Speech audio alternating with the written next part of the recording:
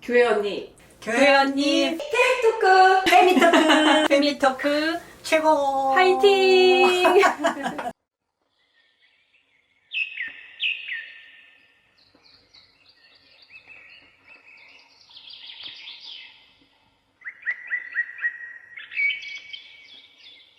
네, 안녕하세요.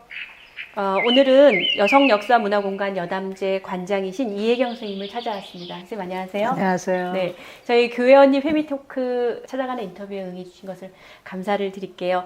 먼저 이혜경 선생님을 잠깐 소개를 해드릴게요. 이혜경 선생님은 1990년대 연극 자기만의 방, 무소의 뿔처럼 혼자서 가라, 마요네즈 등을 기획하고 제작해서 대한민국 문화에 여성주의 바람을 일으키시고 여성주의 문화예술 운동의 대중화를 위해서 노력하셨습니다. 선생님께서는 한국 여성 민우회 문화기획실장을 비롯해서 문화부 문화정책 자문위원, 여성사 전시관 자문위원, 세계 여성학대 문화위원장, 서울시 가족여성위원회 부위원장을 역임하셨고요. 특히 이제 1997년에 서울국제여성영화제를 출범시키시고 이후 집행위원장 및 이사장으로 활동하고 국제적인 여성영화제로 자리 잡을 때까지 이끌어 오신 것으로 알고 있습니다. 이런 업적으로 많은 상도 받으셨는데요. 2003년에는 올해의 여성운동가상, 2009년 고정희상, 2013년에는 서울시 여성상 대상 등을 수상하셨습니다. 예, 너무 훌륭한 분을 제가 인터뷰하게 돼서 너무 감사하고 기쁘고 네, 그렇습니다.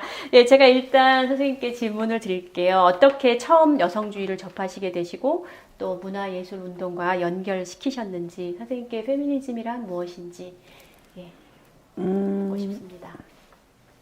처음 페미니즘 책을 접한 거는 대학교 1학년 겨울에 시몬 누보바르의 제2의 성이었습니다. 네. 근데 뭔가 막혀 있는 것이 꽉 펑 뚫리는 네. 그런 느낌을 받았는데요. 근데 사실 저는 어렸을 때부터 굉장히 민주적인 교육을 받았다고 생각해요. 근데 남녀 가릴 것 없이 집에서 같이 토론하고 그리고 또 집에서 문화예술적인 자극 환경이 많았어요. 그러니까 음악을 우선 같이 많이 듣고 이제 주로 클래식이었는데요. 특히 일요일 아침이면.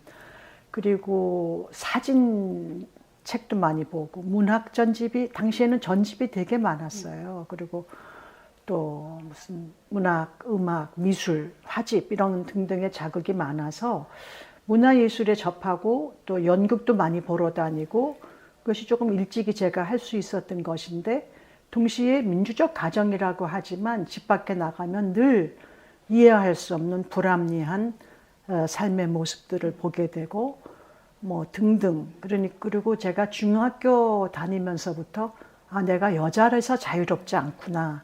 그러니까 내가 어디 잠깐 나가려고 그러면은 남자들이 저는 안 그러잖아. 여자들은 잠깐 시간이 있으세요? 시간 좀 내주시겠어요? 이렇게 적극적으로 다가오는 거, 그건 남자들의 모습이거든요.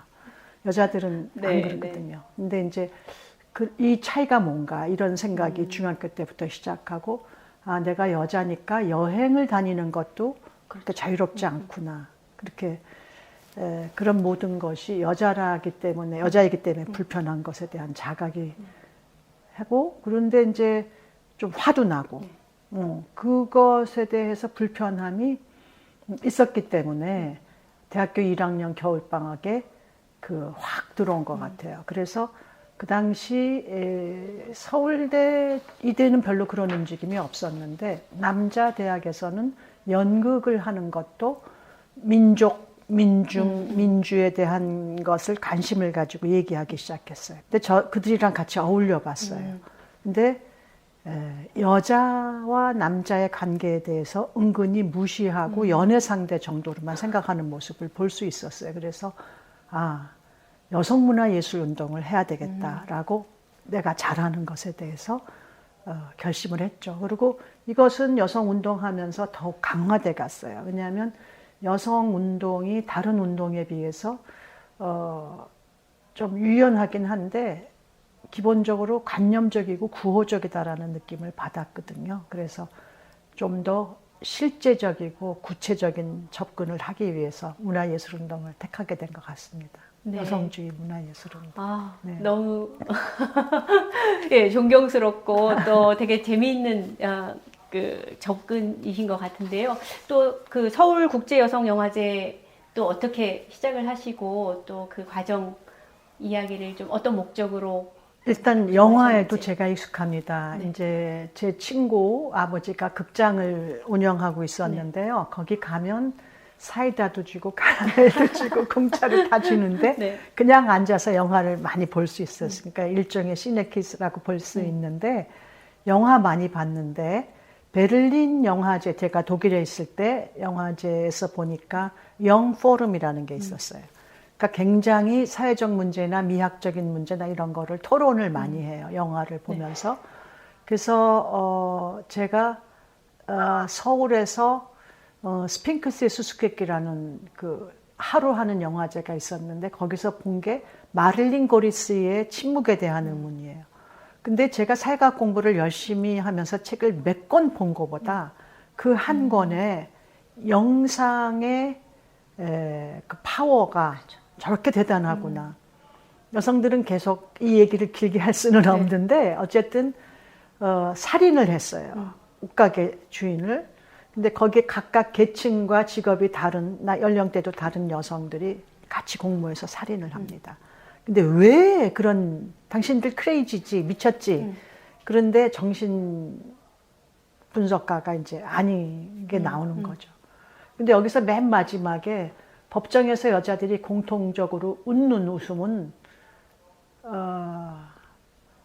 뭐라고 설명할 수 없어요. 일상의 그 모든 그 사랑도 있으면서 동시에 다른 것도 있는 무시와 경멸과 모욕과 그런 것이 일상의 여성들의 삶에 늘 있는 그것에 대해서 어떻게 여자들이 말을 할 수 있겠어요.